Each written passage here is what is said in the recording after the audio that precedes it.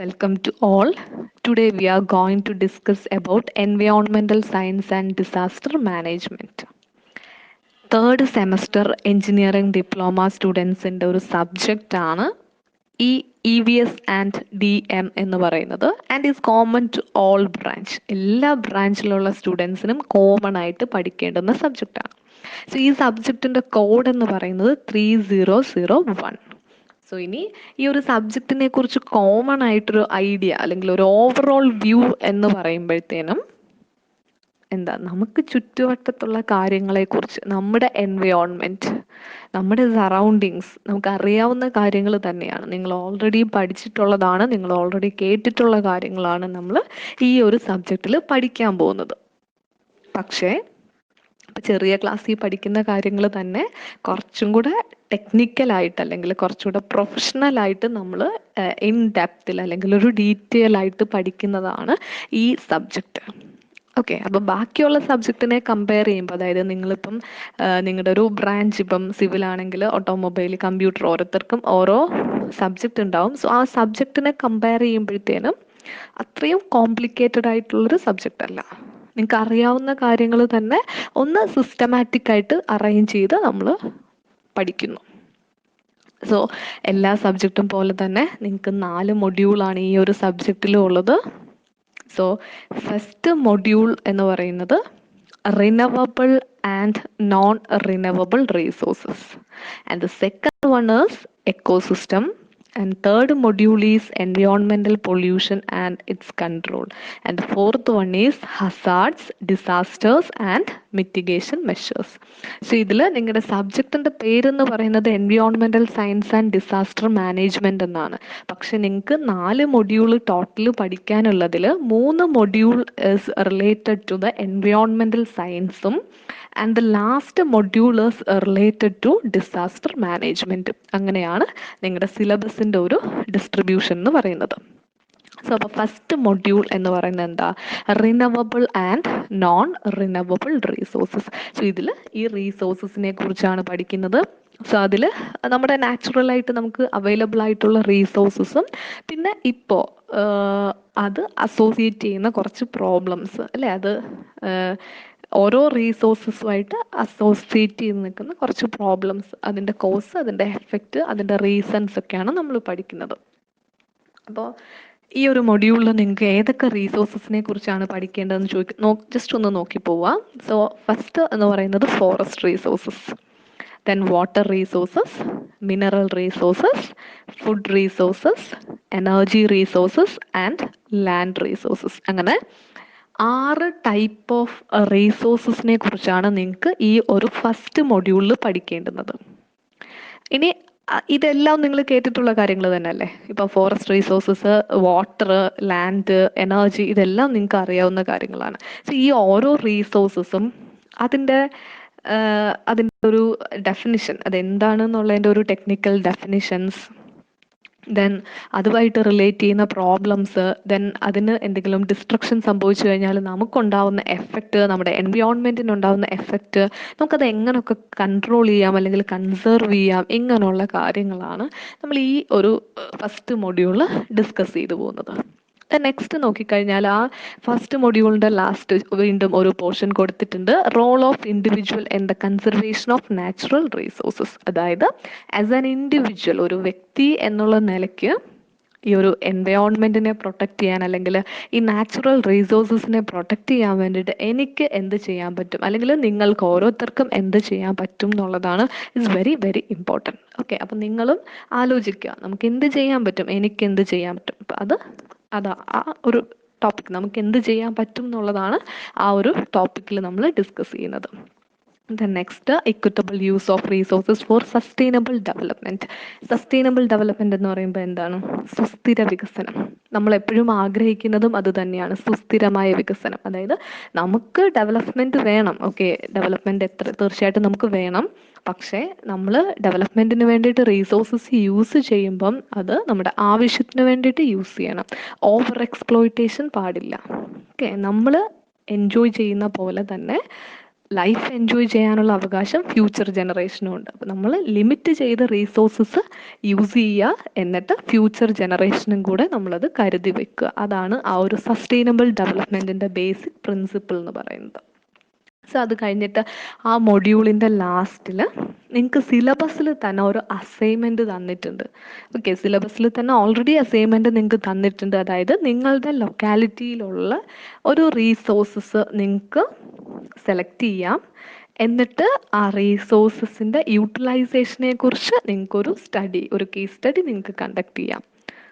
Okay, അതിപ്പോൾ ഏത് resources, നിങ്ങളിപ്പോൾ ഒരു 6 ടൈപ്പ് റീസോഴ്സസ് ഈ മൊഡ്യൂള് പഠിക്കുമ്പോൾ നിങ്ങൾ പഠിക്കും, നമ്മൾ ഡിസ്കസ് ചെയ്യും. സോ ഏറ്റവും ലാസ്റ്റ് നിങ്ങളുടെ ലൊക്കാലിറ്റിയിൽ നിങ്ങൾക്ക് അറിയാവുന്ന ഏതെങ്കിലും ഒരു റീസോഴ്സസ് സെലക്ട് ചെയ്തതിന് ശേഷം അതിനെക്കുറിച്ചൊരു കേസ് സ്റ്റഡി ചെയ്യുക. ഇതാണ് നിങ്ങളുടെ first module. Then moves to the second module, and the second module is ecosystem. Okay, then നിങ്ങളുടെ ഈ ഒരു ഫസ്റ്റ് മൊഡ്യൂളിനെ കമ്പയർ ചെയ്യുമ്പോഴത്തേനും കുറച്ചും കൂടെ കൂടുതൽ എളുപ്പം ആൻഡ് സിമ്പിൾ എന്ന് പറയാൻ പറ്റുന്നത് എക്കോസിസ്റ്റം. എല്ലാം സിമ്പിളാണ്, പക്ഷെ കമ്പാരിറ്റീവ്ലി എക്കോസിസ്റ്റം സിമ്പിൾ മൊഡ്യൂളാണ്.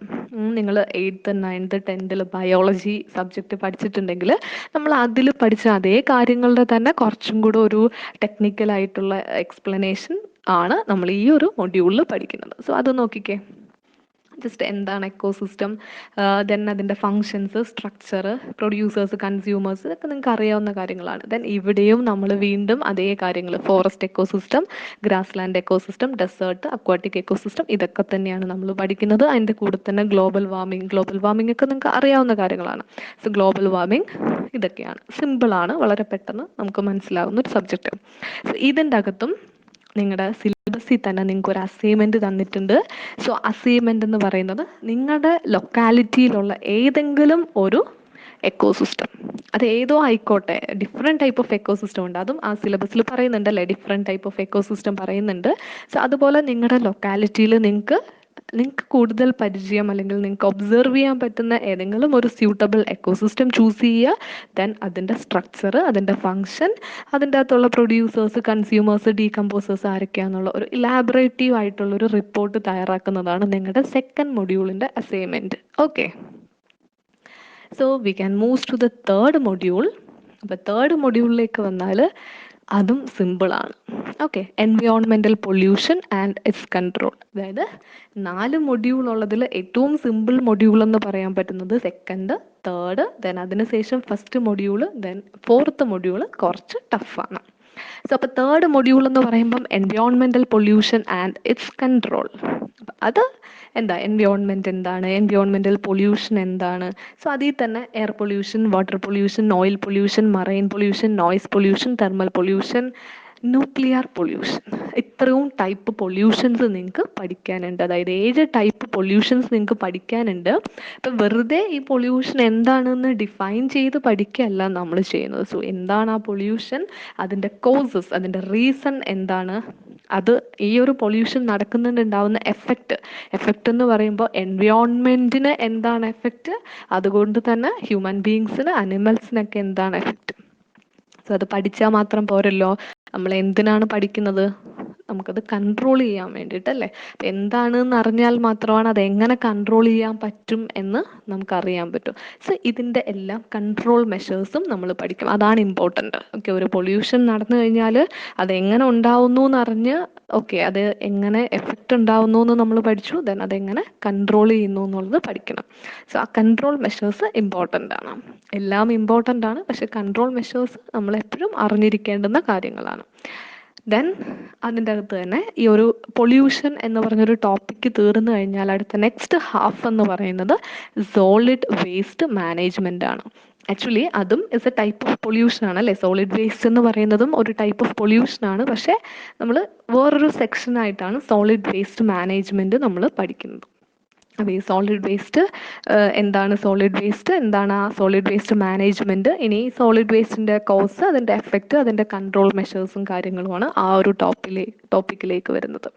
അതുപോലെ തന്നെ EIA, എൻവയോൺമെൻറ്റൽ ഇമ്പാക്റ്റ് അസസ്മെൻറ്റ് അല്ലെങ്കിൽ എൻവയോൺമെൻറ്റൽ ഇമ്പാക്റ്റ് അനാലിസിസ് എന്താണെന്ന് പഠിക്കാനുണ്ട്. അത് ആക്ച്വലി അതൊരു വലിയൊരു സബ്ജക്റ്റാണ്, വലിയൊരു ബ്രാഞ്ചാണ്. ഈ എൻവയോൺമെന്റൽ ഇമ്പാക്ട് അസസ്മെന്റ് എന്ന് പറയുന്നത് ഒരു വലിയ സബ്ജക്റ്റാണ്. അപ്പം അതെന്താണെന്ന് ചെറിയൊരു ഇൻട്രൊഡക്ഷൻ മാത്രമാണ് നിങ്ങൾക്കുള്ളത്.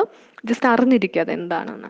ദെൻ നെക്സ്റ്റ് വീണ്ടും പഴയതുപോലെ തന്നെ ഫസ്റ്റ് മൊഡ്യൂളിൽ ഉണ്ടായിരുന്നത് പോലെ തന്നെ role of an individual in prevention of pollution. As an individual എനിക്ക് എന്ത് ചെയ്യാൻ പറ്റും, അല്ലെങ്കിൽ നിങ്ങൾക്ക് എന്ത് ചെയ്യാൻ പറ്റും, അത് ഓരോരുത്തരും ചിന്തിക്കുക. എൻ്റെ വീട്ടിൽ ഞാൻ എന്ത് ചെയ്യണം, എൻ്റെ വീടും എൻ്റെ വീടിൻ്റെ പരിസരത്തും പൊല്യൂഷൻ ഉണ്ടാവാതിരിക്കാൻ ഞാൻ എന്ത് ചെയ്യണം. നിങ്ങൾക്ക് ആസ് യൂഷ്വൽ എല്ലാ മൊഡ്യൂളിലും നിങ്ങൾക്ക് ഒരു അസൈൻമെൻറ്റ് സിലബസിൽ തന്നെ തന്നിട്ടുണ്ട്. സോ നിങ്ങൾ ഈ തേർഡ് മൊഡ്യൂളിൻ്റെ അസൈൻമെൻറ്റ് എന്ന് പറയുന്നത് ഏതെങ്കിലും ഒരു ലോക്കൽ പൊല്യൂഷൻ നിങ്ങൾ കണ്ടുപിടിക്കുക. അതായത് നിങ്ങളുടെ വീടിൻ്റെ അടുത്തോ അല്ലെങ്കിൽ നിങ്ങളുടെ നാട്ടിലോ ഉള്ള ലോക്കൽ പൊല്യൂഷൻ. ഒരു എക്സാമ്പിൾ പറഞ്ഞു കഴിഞ്ഞാൽ ഈ സോളിഡ് വേസ്റ്റ് ഡംപ് ചെയ്യുന്നത് ഇറ്റ്സ് എ കോമൺ പൊല്യൂഷൻ അല്ലേ. എവിടെ നോക്കിയാലും ഇപ്പം റോഡ് സൈഡിലാണെങ്കിലും റിവറിൻ്റെ സൈഡിൽ എവിടെയെങ്കിലും കുറച്ച് ഒഴിഞ്ഞ സ്ഥലങ്ങളൊക്കെ ഉണ്ടെങ്കിൽ അവിടെ വേസ്റ്റ് ഡംപ് ചെയ്തേക്കുന്നത് നമുക്ക് കാണാൻ പറ്റും.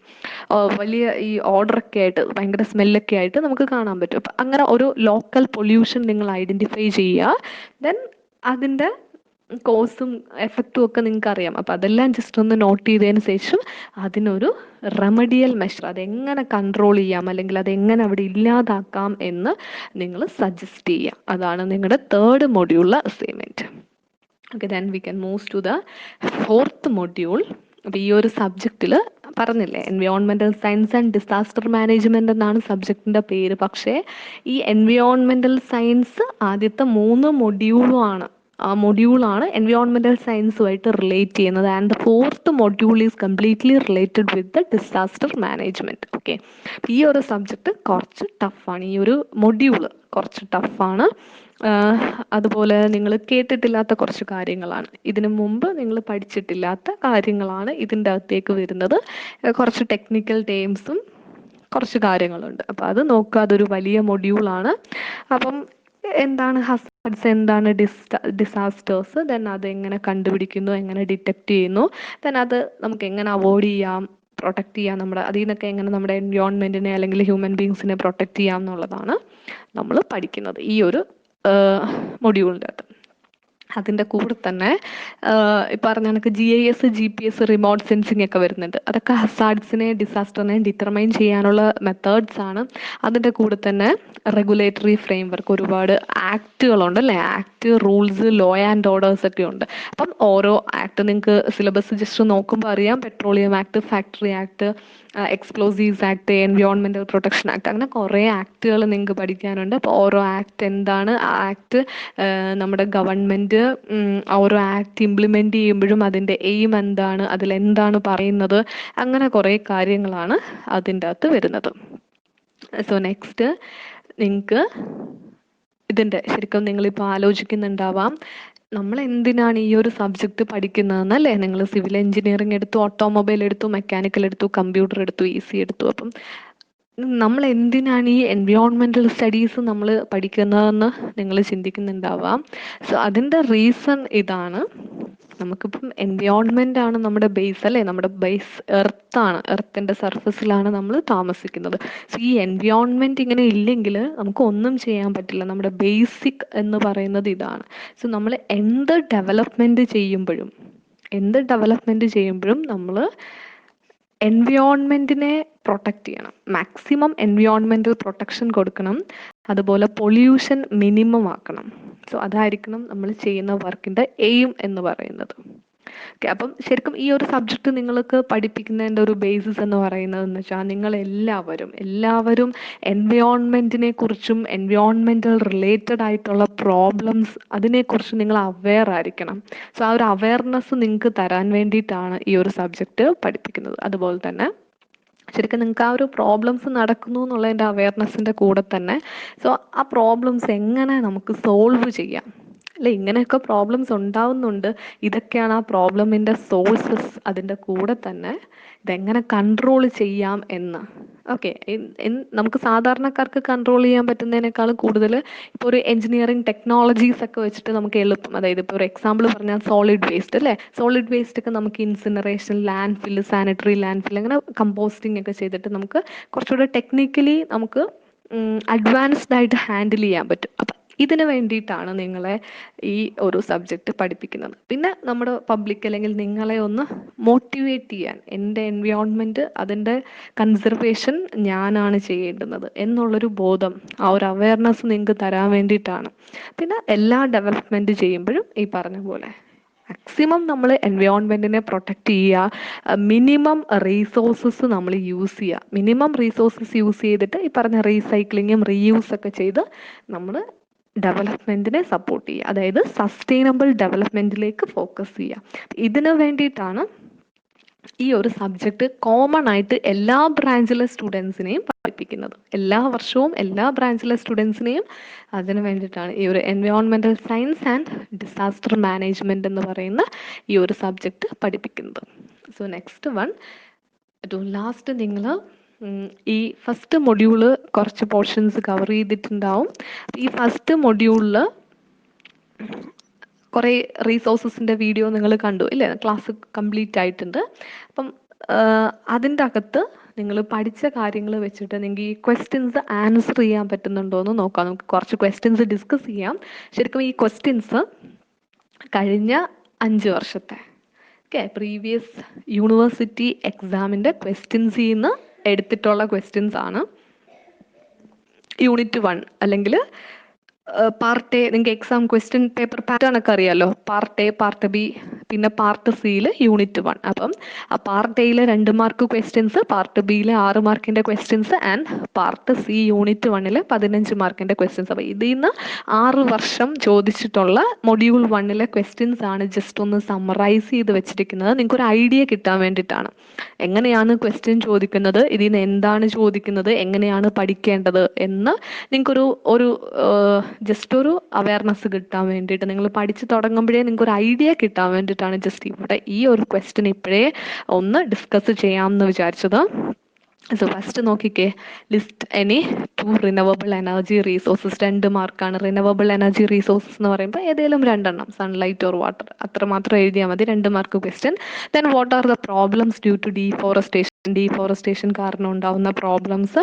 Then short note on desertification. ഈ ഷോർട്ട് നോട്ട്സ് ഒക്കെ എഴുതാൻ പറയുമ്പോൾ 6 മാർക്കായിരിക്കും. അപ്പോൾ ഈ ഡെസേർട്ടിഫിക്കേഷൻ എന്താണെന്ന് ചോദിച്ചു കഴിഞ്ഞാൽ എന്താണെന്ന് ഡിഫൈൻ ചെയ്യുക, അതിൻ്റെ കോസസ്, അതിൻ്റെ കാരണം എഴുതുക, അതിൻ്റെ എഫക്റ്റ്, അതുകൊണ്ടുണ്ടാവുന്ന എഫക്റ്റ്, ദെൻ അത് നമുക്ക് എങ്ങനെ കൺട്രോൾ ചെയ്യാം, ഇങ്ങനെ കുറച്ച് കാര്യങ്ങൾ എഴുതി വെക്കുക. ദെൻ റിനവബിൾ ആൻഡ് നോൺ റിനവബിൾ എനർജി റീസോഴ്സസിനെ തമ്മിൽ കമ്പയർ ചെയ്യാം.